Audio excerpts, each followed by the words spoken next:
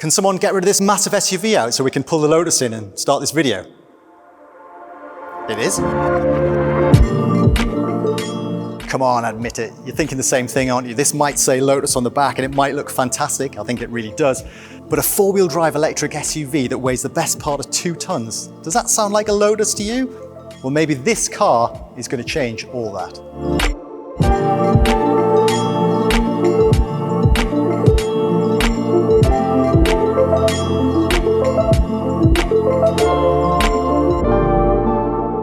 The good news is Lotus is still going to be building lightweight driver-focused sports cars like the new Emira, but it's also going to move into new sectors. Think about what happened to Porsche in the last 20 years. It diversified into SUVs, it added those things to its sports car lineup, it made more money, and it did it without compromising its integrity. And it's E-segment luxury SUVs like Porsche's Cayenne that Lotus is gunning for with this car. Still not convinced? I have a feeling you're not. Why don't you stick around anyway? Let's dig through the details and see if we can find something that might change your mind.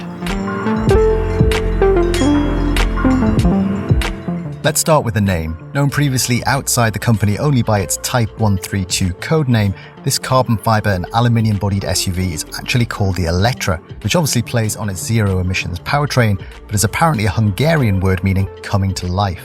That's a clear nod to the new beginning this car represents for Lotus, but it also ties in nicely with what happens when you go to unlock it.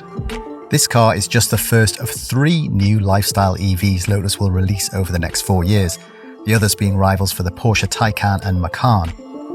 The Electra lands in showrooms in 2023, priced from around £80,000 to £90,000, and Lotus refers to it as being born British, raised globally, which is the marketing team's way of tackling the fact that while some of the design and engineering work was done in the UK, the Electra won't be built at Lotus's Hethel base in Norfolk, but at a new factory in China.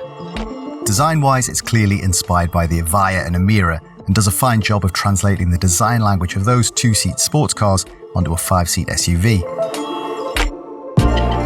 Lotus says that having an electric rather than internal combustion drivetrain really helped here, because it allowed the design team to create a shape with a hint of the cab-forward stance you get with a mid-engine car.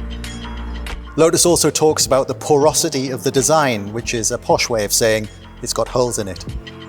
We've seen this treatment used to dramatic effect on the Evija already, but it's really nice to see it on an SUV. So you've got air coming in here and exiting at the base of the bonnet there. You've got it coming in here and out through the back of the wheel arch there. And there's one final one here, taking air out of the wheel arch and exiting here under the rear light. All used to manage airflow, all functional devices. Nice trick. Other things to note are camera-based door mirrors, pop-out door handles, 23-inch rims.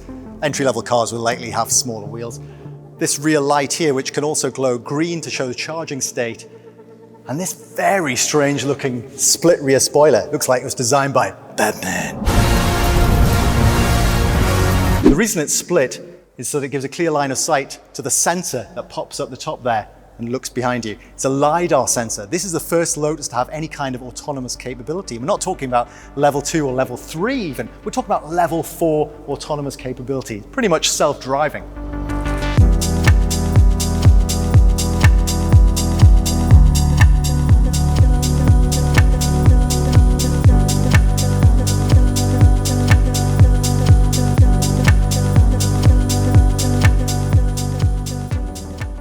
Under the skin, well, you might expect Lotus to buddy up with another OEM to deliver its first electric car. But in fact, this rides on a bespoke Lotus EV architecture.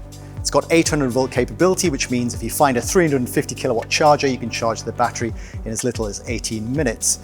It's also available in various wheelbase guises. This is the biggest wheelbase. It's around about 3 meters, a bit bigger than a Porsche Cayenne's. But it'll be available in smaller sizes for future Lotus models. Air suspension will come standard, but buyers can add adaptive dampers, rear axle steering, active anti-roll bars, and torque vectoring via an active limited slip diff. Lotus is still being a little bit cagey about the mechanical details of this car, but we do know it's going to have a 100 kilowatt hour battery that should be good for 350 mile range. It's also going to have 600 horsepower in base form, and that should get it to 62 in less than 3 seconds. But we hear there might be a 700 horsepower version in the works. Watch out, Porsche.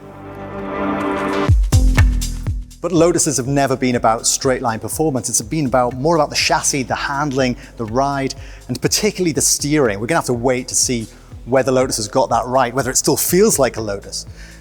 But of course, a lot of the buyers coming to this car are gonna be new. They're not gonna have the same preconceptions. They're not gonna care so much about the steering. For them, what's gonna matter is what it looks like on the outside and what it looks like on the inside. And if it's the interior wow factor you're after, you are not going to be disappointed with this car. It's night and day different from anything we've seen from Lotus before, in terms of ambience and definitely in terms of interior quality and design. I'd say it's good enough not just to go toe-to-toe with Porsche, but probably Lamborghini and Bentley as well. There's a big focus on sustainability in here. The seats are upholstered in a wool blend fabric that's 50% lighter than leather, and the carbon trim is actually recycled fibers from the edge of the weave that's reconstructed as a new mat, then compressed in resin. It looks fantastic. There are multiple screens in this interior. You've got the screens for the digital door mirrors there. You've got a screen in front of the driver and the passenger to tell you about things like range, speed, what track you're playing. But of course, it's dominated by this massive touchscreen on the dash here, which rises to wake when you switch the car on. Underneath, there's a light bar that's used to transmit messages, things like telling you about whether you've got incoming calls, that sort of thing. This particular car we've got here is in 4-seat configuration, but there is also a 5-seat version. And the huge panoramic sunroof really lightens the cabin. It makes it quite light and airy in here despite the narrow glass house. That's going to be standard in China, but optional in the UK. And the optional 5-seat configuration isn't the only concession to practicality. The front door pockets are designed to take litre bottles of water, and there's 400 litres of storage in the boot and another 77 litres available in the nose. Those figures aren't class leading, but it's at least more than you got in an Elise.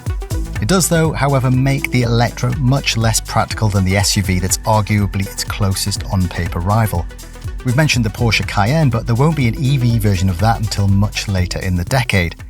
So it's likely that potential Lotus buyers might also be looking at the Tesla Model X, which doesn't look as exciting as the Electra, but it does have an extra row of seats, a huge boot, plenty of performance, especially in plaid form, and those crowd-stopping gull-wing doors.